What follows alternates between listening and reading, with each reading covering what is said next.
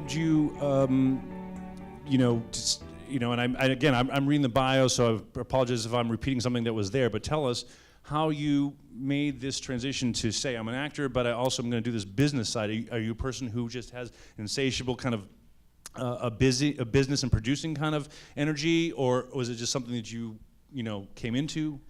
To thrive there, you don't have to have a love for business. You have to have a love for performing. I mean, that's what the job is all about. That's the program that I'm in charge of. So, like I mentioned, one thing led to another, and the business side kept growing. It's something I fell into accidentally. And then I had to kind of push the acting to the side at one point. That sounds, if I'm not mistaken, similar to Travis. Travis and I go back to 2002, and I've been in New York and LA, but there was a real kind of like busyness to your acting work, and then you have this real estate development, this other work. I actually have had a chance to see some of Travis's work by, at one point I think it was your own home that you were remodeling and doing from, just the font of your imagination, which was brilliant. But at one point I thought you told me that you had to put aside your acting because the business of your real estate development was just too busy and you were loving it too much. Is that fair to say? Well, loving it too much at that point, no. I'd much rather be acting, but you get responsibilities and you say to yourself, I'm going to spend the next year doing this so I can make enough money so I can spend the next year doing acting, and that never happened for me.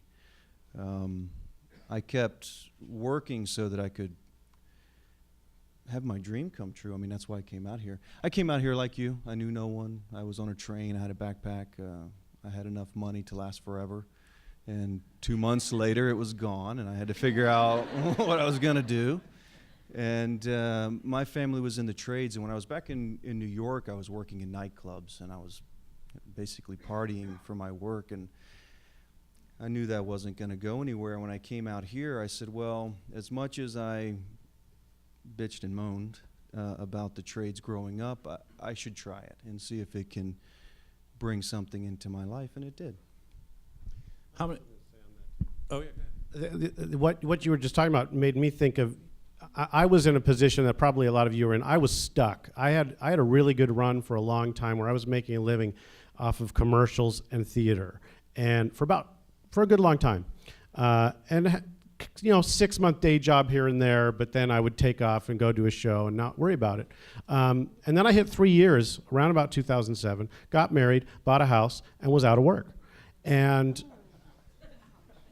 that's, that happened to a lot of people, and I got stuck, and I was like, my unemployment lasted for a good long time. My SAG insurance turned into AFTRA insurance. My AFTRA insurance turned into COBRA, and, it's expensive. And all the money went away, and I was like, and then my unemployment went from the maximum, $450, to like $250 a week. And I was like, okay, now it just doesn't work anymore. And I'd been wanting to get a job. And if there's one encouraging thing that I would want to say to take away from tonight, I would say do something different. It doesn't have to be everything, just do one thing different. I was sending out resumes. I couldn't get a single response. I finally, on Craigslist, got a shitty, I'm going to say the word.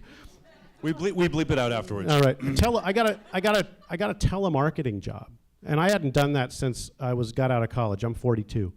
And but the second I did that, I had structure back in my life. And all of a sudden, all my other choices became much more clear. Like I was no longer submitting on everything that I could self-submit on. I was being very specific about what I could self-submit in. And within a month, I got a call from A Noise Within offering me a role because an actor had dropped out of Measure for Measure. I didn't even audition for it. And there was something about just having that different energy. And I only stayed at that job for 4 or 5 months. And then I saw this opening at the Geffen, and it was like education coordinator. I got my first union card in 1997 on a TYA tour. So I thought, I've done a lot, and I've done a lot of educational theater. So that was a fit. And so if you just do one thing different and you get momentum and you get a little structure in your life, and I was only working 3 days a week at that telemarketing job, but all of a sudden other things start to happen. And if any of you have not been to the Actors Work Program at the Actors Fund, do that too. Google it, the Actors Fund, Actors Work Program. It is awesome. And I'll talk more about that later. Yeah, no, probably. you've triggered some great things that were part of kind of my thinking process and what I wrote down, including the Actors Fund. How many people here have utilized the Actors Fund prior? Well, I encourage all of you to check it out. John Mattson is a fabulous counselor. They're all great up there. And what you're talking about, Mike, is really at the heart of tonight, which is, you know, just showing up. Like, I have been doing an enormous amount of volunteer work because I needed to create structure. And then suddenly other things were kind of evolving, and that's where my skill sets, I started to realize, you know, there's been a lot of downtime where I'm thinking, God, you know, you can't help but feel like you're alone. So that's one thing too. People here, don't get into that. If you're in that, break that, as they say, break the cadenza, you know, get out there and do something different with it. So really great speaking to that, the Actors Fund, and to get into something, you know, someone I appreciate that because I know that you're maybe short on time leaving early, but glad you spoke up because I might have forgotten that. So, but your talking made me think that there's a person here that I know who's a juggler. Christine and I go back a few years, and when Mike was talking, I was thinking that you have a story which is about just keeping yourself in motion. And I don't know how much you share, as much or as little of it as you want, but in terms of, I want to ask you, sorry, would you say the word desperation quantified what you were dealing with at one point? Yeah, absolutely. Okay. I mean, I bought a house in May of 2007, so I was in the front car on the roller coaster. Yeah. And you know, if you've been in that car, you go over the hill, and you don't actually, you're staring down, but until the weight of the entire car passes the fulcrum, you don't actually start to go down the hill. We bought a condo that's in a complex where a similar condo sold for $370 in February. We got ours for $320, and we were like, good deal, Van Nuys. I think it's valued at $190 right now. Wow. So desperation was a part of that. Okay. Just one note for you folks here. This mic sounds wonky. Maybe just keep it a little bit back because of the reverb, and I can certainly hand this one down to you. I can certainly hand this mic to you. Christine, tell us a little bit, if you want, as much as you want, about your story, which is that you just recently have entered this full-time employment. I'm going to share with you one element of it, which is Christine and I have these philosophical dual Gemini conversations of like, she's like, I go to my mailbox every day and I envision $50,000 check. And suddenly now she's in this full-time job with like all the things that come with like, that vision. I don't know if it comes down to the exact number, but the point is, you created that out of your own vision and all the hard work you do. When Mike was talking, I was thinking, how much you do to keep yourself going, if you want to talk about that. Sure, yeah, I'd love to share my experience because it's truly amazing. And I know you each have these experiences too where you're at the precipice. I mean, how many of us have thought about living in our cars? Don't be shy. And I'm not saying you actually did, but you thought about it at one time, really, honestly, yeah. So it's scary, desperation, right? So there's this magic you can create, and I'm very spiritual, so I believe, I don't go to any church specifically, but I just believe that you can create with your mind, with your words, with your thoughts, and you're always creating. If you create, oh, I suck, then you're creating more of that, and I believe the universe answers that. So if I have a performance, I just did a dance concert recently, and I never left that stage going, oh, I suck, because I've trained myself over the years to go, wow, that was really awesome. I did great. And everyone's like, I don't know. I'm not looking for feedback from anybody else. I just know I did great. And that, to me, feeds my greatness in the future. So, yeah, Michael and I have this term, the 3-alarm fire. And I had emailed everybody in our network. I said, I have a 3-alarm fire. I need work now. I don't know what's going to happen. I'm going to have to make some heavy choices. So I had been working with my mom, helping her marketing company while she was going through her breast cancer treatment. And I was basically trying to save all of the clients while she went through her treatment. She didn't have time to deal with every little detail.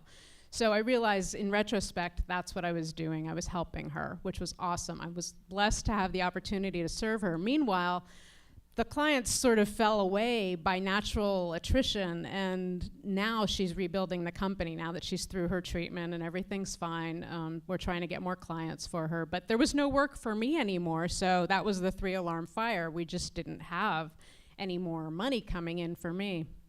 And I was having to make the hard choices, and at one point, probably 6 months ago, I told Michael, yeah, I'm envisioning this $50,000 check, you know, I don't know where it's going to come from, but what I do is I think about somebody writing, pay to the order of Christine Robert, 50,000, you know, the numbers, and then writing out $50,000 and 00, you know, and the way you do a check, and then signing it with this beautiful signature and the check was gold, and putting it in the envelope and sending it to Christine Robert to my P.O. box in Thousand Oaks and sticking it in their mailbox, and me receiving it at the post office, smelling when I walk in the door what it smells like at the post office, you know, kind of musty and weird smell. And I smell the brassy key in my hand, and I stick it in the P.O. box, and I pull the door open, and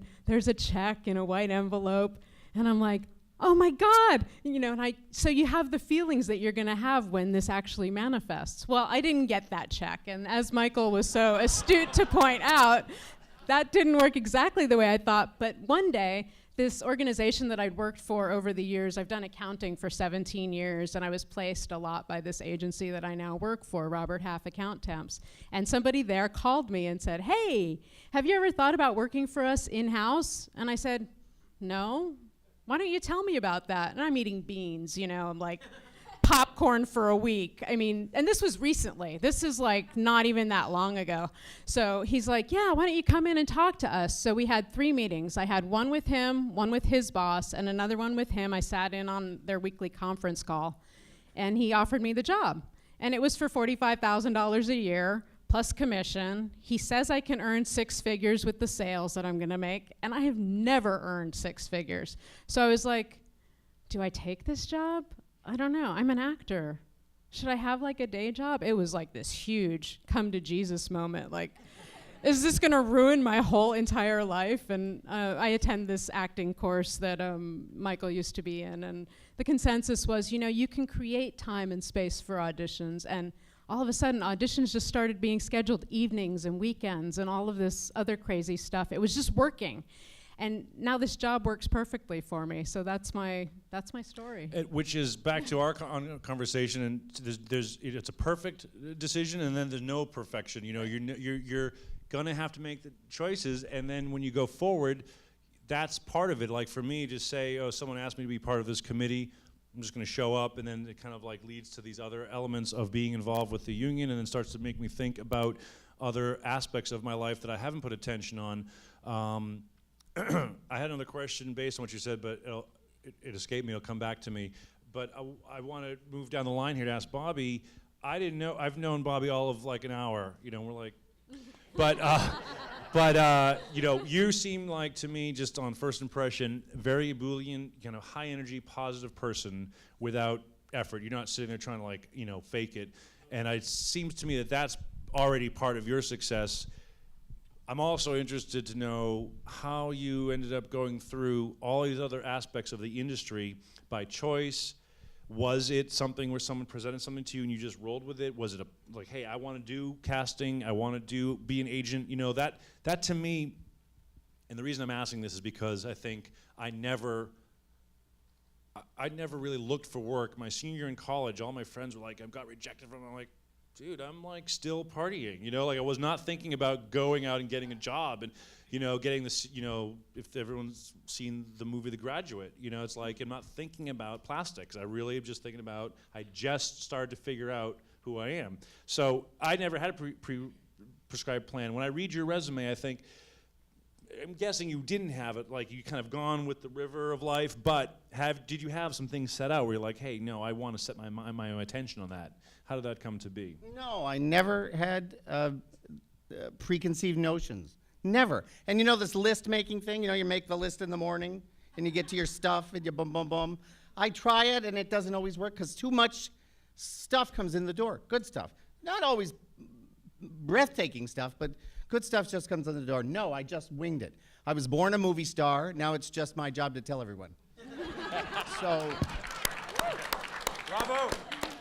that's the way I've always felt. I got my first union job at 12 years old, and I've been an actor my whole life. And I started when I walked into Career Blazers at 500 Fifth Avenue on 5th and 42nd in 1974. I'm 17, and I had just gotten my first off-Broadway show, and it was $125 a week. It was $1 million. But I still needed a day job, so I went up there and they said, "Well, can you work in law firms?" And I was like, "Yeah." No, I had never been in a law firm ever, but you know that thing. Of course I can. I can do anything. So that's my attitude. Oh, recommended reading. You ready? Napoleon Hill's The Law of Success. Read every word, then read it again. Only 17 volumes. Read it, know it. And then spirituality, all that stuff, The Secret, thoughts become things. They do. My friend Bobby Bowen once said long ago, he said, "We may be broke, but we're never poor." I like that. That has rung for 30 years in my head. So no, stuff came. When I met an agent named Eileen Haves in a casting director workshop in New York in the early 90s, and she was so charming and a commercial agent, I was like, "Can I come empty your garbage pails?" And she says, "Well, let me ask the theatrical guy and I'll call you." She called me. She says, "Come on in." That was Acme Talent and Literary, a defunct agency, but if any of you remember Acme. Yeah. So I started emptying their garbage pails and doing the submissions by hand, staple cuts on your hand, pulling for commercials, and then I'd go over and work for the theatrical guy, and that's how the agency stuff started as a gag. He and the owner had a fight. The owner said to me, "Well, you know the clients, you submit them.